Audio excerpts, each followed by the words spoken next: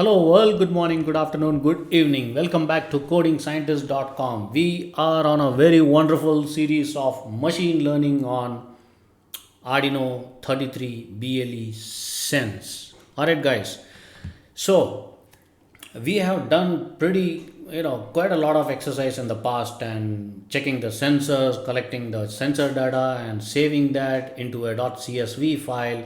I hope you guys are getting hands on practically doing things. Now from this lesson onwards we are getting more deeper into the neural network aspects. So in order to give you a kind of a quick background, 33 Sense does not have a GPU or a CPU kind of machine, right? This is a edge inferencing device. This is pretty good for running the pre-trained model, right? But where do we train the model? We need to have a heavy duty machine, a kind of a solid gaming machine which will have probably a solid GPU and graphical processing unit, a gaming kind of laptop, right? In which we will take all those punch data and put it into the neural network and train it. However, everybody cannot afford to have that kind of machines, right? And for learning purpose as a hobby to build our skills on the machine learning and stuff, it's just impossible to get those kind of machine. That's where Google has come up with an open source platform called Google Collab, right?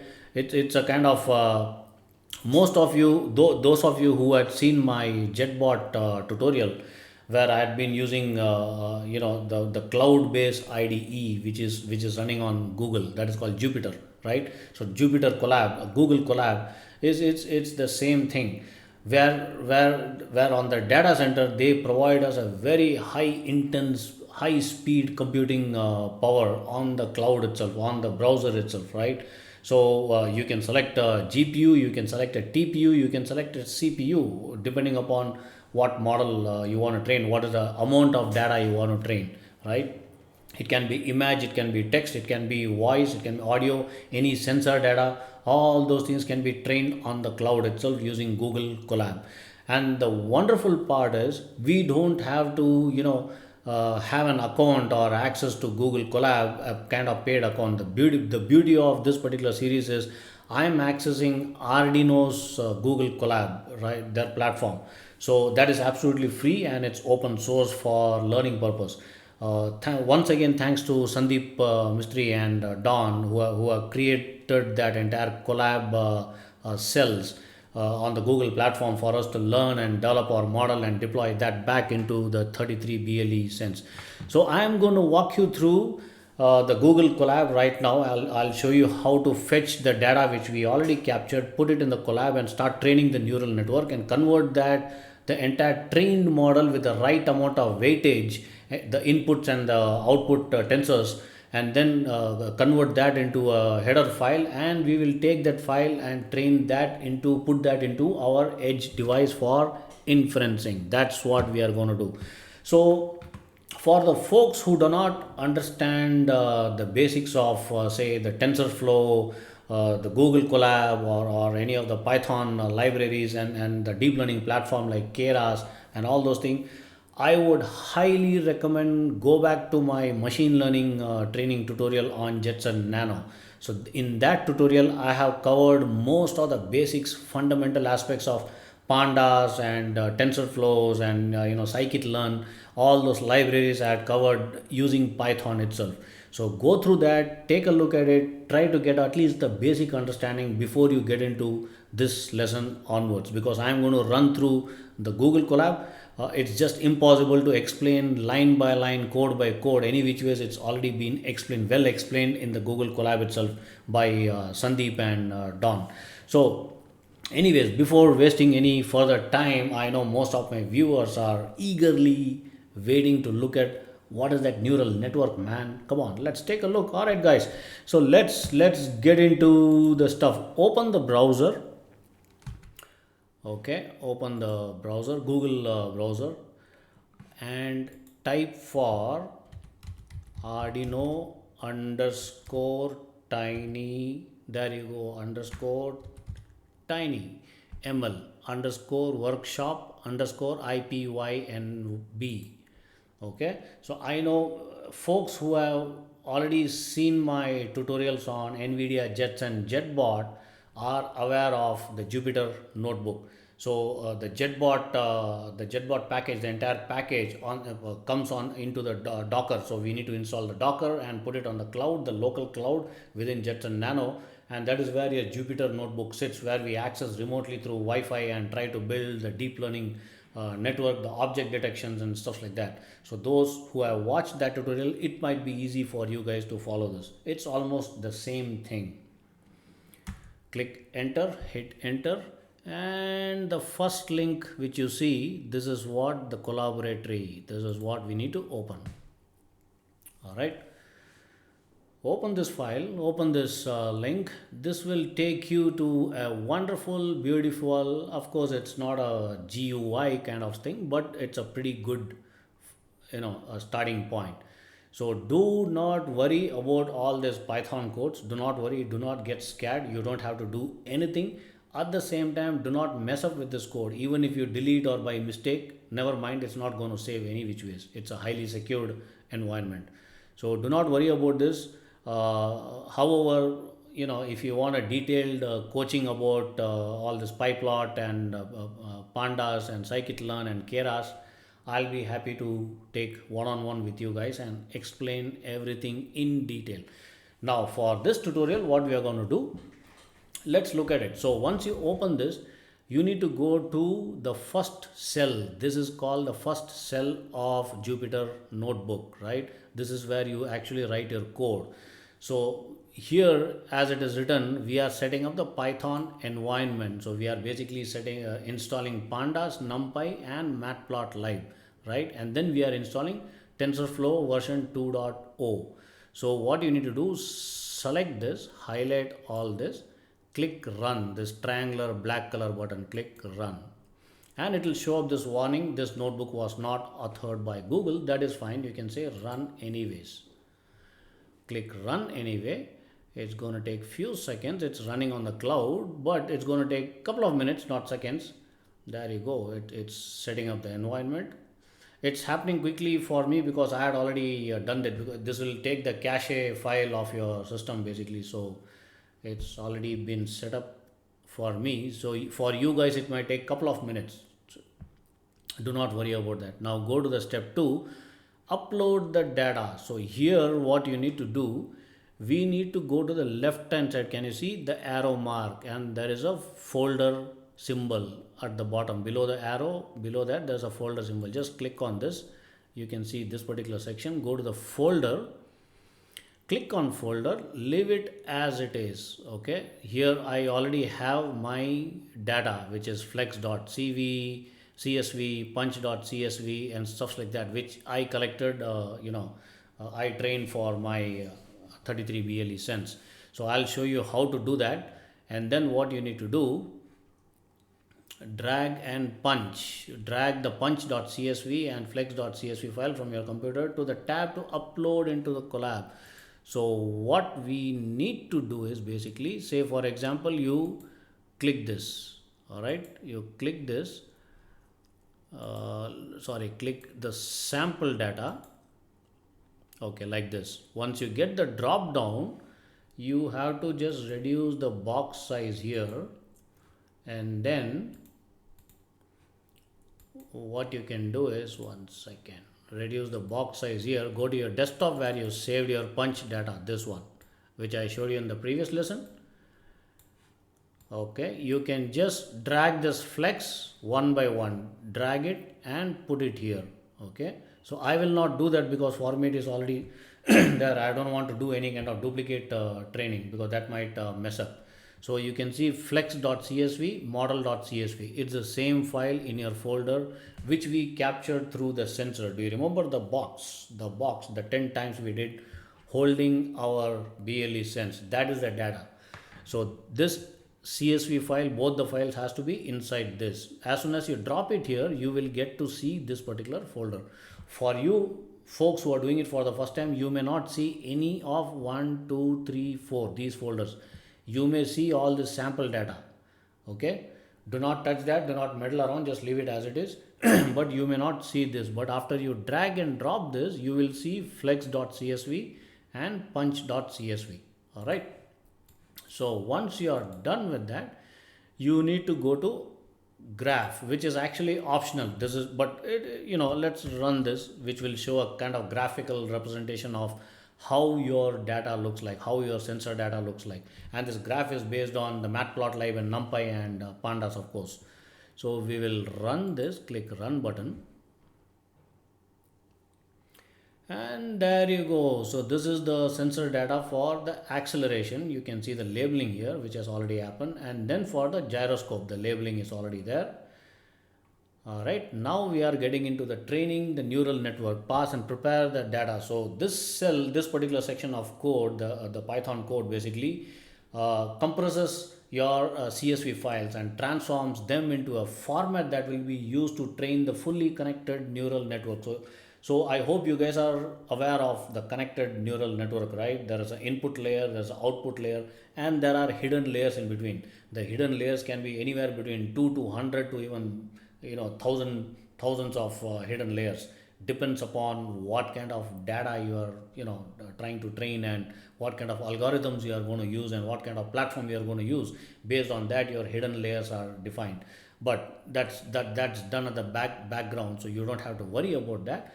We are using this particular section of the code where we will be using the TensorFlow, we will be using Matplotlib, we are using NumPy, Pandas, TensorFlow as TF, all those things. So you have to just highlight, Control A, I'm going to select all and click run.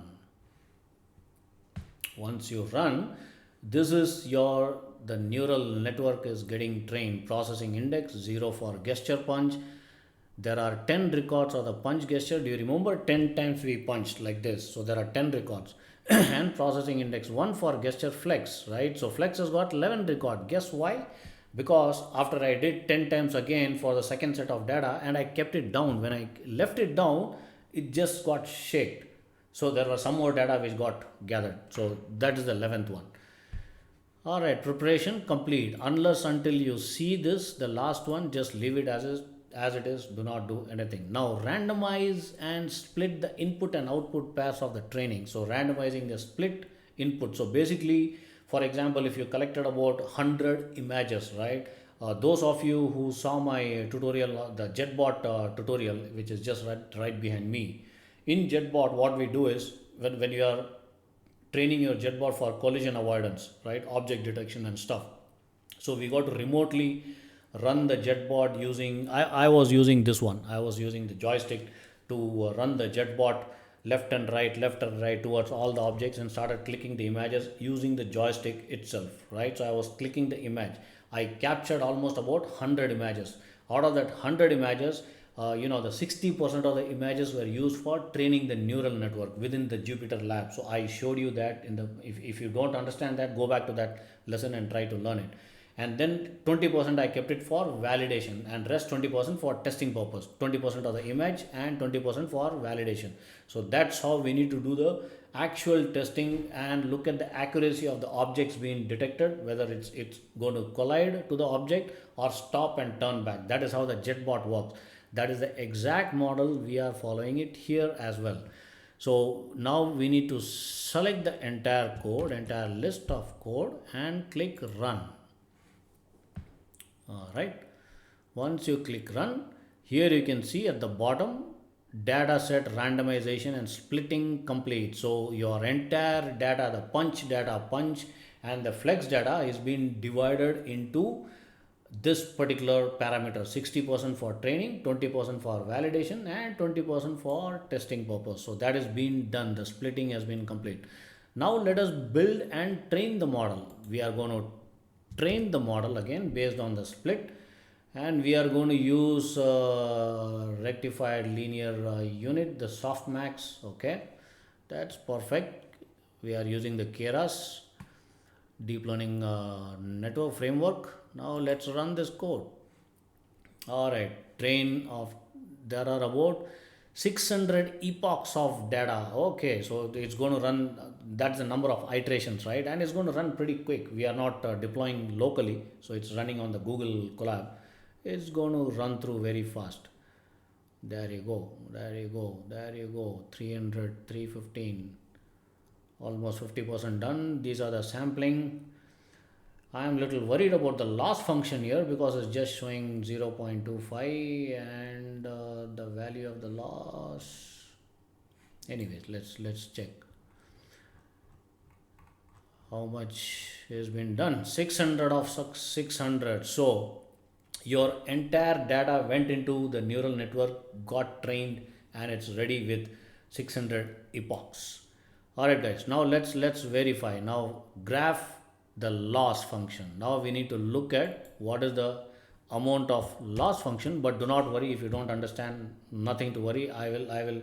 You can schedule a one-on-one with me. I will walk you through entire line by line of this code practically. We can also deploy into your Visual Studio IDE. If you have a Jetson Nano with you, I can actually train you on Jetson Nano itself for building the entire neural network and train your own model and stuff. Let me run this line. All right, so this is not good. This is actually not good because we got the training loss of 1 point, which is not good. Actually, the validation loss is at the bottom. Okay, so let's do this again. Graph the loss again, skipping a bit of a start. All right, so let's do this again. And the explanation is given why we are trying to do. We will graph the same data as the previous code, but start at the index of 100 from here. All right, that's okay. Now can you see there's a different view altogether. So the loss function is minimized so that we get a pretty accurate data. Now graph the mean absolute error. Let me select this, Control A, run this. All right, now we got almost with our error values. Okay, now run with the test data. We are going to test that rest 20% of the data which we kept it for testing. With this code, we will just test and see the output. Run with the test, and here we are getting the predictions versus the actual, right? So if you see the blue, red, and the blue again, so it's almost the training data predicted versus actual values. All right. Let's look at the hypothesis. I think it should be fine just for learning purpose. I think it should be fine. Now convert the trained model to TensorFlow Lite. All right. So do you remember, guys? We installed the TensorFlow Lite library into our Arduino 33 BLE Sense in one of the earlier lessons. So that's what we are going to do. We are going to convert this entire trained model, that is this particular model which has been trained, into the TensorFlow Lite. So how do we do that? This is the code. We are going to run this. Right, warning, model is 1,47,800 bytes. All right. Okay, so this is done. There is no error, but it's the model output we got, the reading, which is fine. And now encode the model in an Arduino header file, that is the .h file. Okay, how do we do that? We need to select this all and run this with our OS. See, can you see the import OS here? Header file model.h is 911468 bytes. Okay, open the side panel. Now once you do this, you will get this file model.h, okay, which I already got it. You will get it automatically. If you don't get it, you have to go here, this button, you need to click the refresh button, you will get it. Now, all right. Now what we need to do, all right, our model is almost ready, so we don't have to worry about this. Now what we need to do, we have the gesture underscore model TF Lite and the model.h. So let us download both. Click these three buttons. Let me download gesture underscore model. Okay, it will open up a pop-up box. Go put it in the same folder, punch data, where we gathered the CSV file. Gesture underscore model. Save it. And then you go to model.h. This is for Arduino deployment. Download. model.h, put it in the same folder, punch data. Alright guys, so that is all for this lesson. I hope you enjoyed. This is a pretty long lesson. You guys can go ahead and read through this. There are a couple of documentations available to understand line by line code. In case if you don't understand, all these are written in Python. It's very easy. If you are from C++ background, within a week you can learn Python. It's not a big deal at all. In case you need a one-on-one from me, I'll be happy to schedule a Zoom call and I will explain to you about the entire artificial neural network and the basics of machine learning and how to create a model and deploy that, and we can do a kind of fast track go through. Alright guys, so I will be back soon in the next lesson. We are going to deploy this model into our 33 BLE and run a real-time inferencing. Until then, goodbye.